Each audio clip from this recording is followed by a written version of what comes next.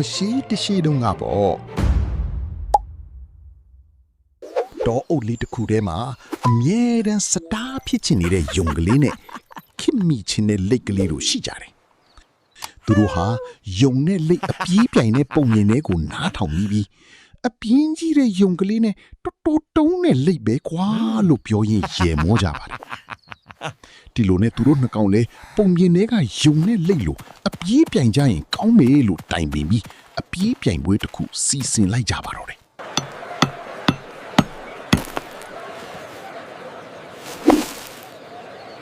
ပြိုင်ပွဲမစခင်မှာတော့ယုံကလေးဟာတစ်ချိန်လုံး Google Map ကိုပဲကြည့်ပြီး secret shortcut တွေကိုအသေးအတန်ရှာဖွေတော့တာပဲလေဟာဟာပုံမှန်လမ်းရသွားရင်လူအများကြီးနဲ့တိုးနေမှာပဲ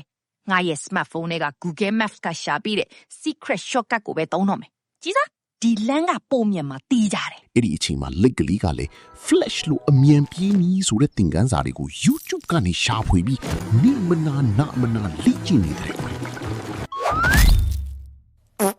ငါရဲ့အခွန်ကိုလည်း close up လုပ်ပြီးပြီ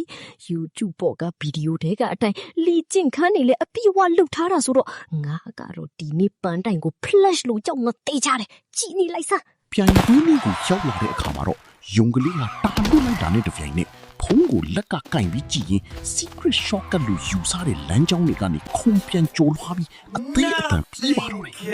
ပြေးရင်းနဲ့လမ်းမှာတွေ့တဲ့ danger muddy swamp ဆိုတဲ့တတိပိချက်ဆိုင်းပုတ်ကိုတော့မမြင်တော့ပဲဖုံးဆိုတဲ့အတန်ကြီးနဲ့အတူရှွန့်အိုင်တဲ့စောက်ထိုးကျသွားပါ Oh no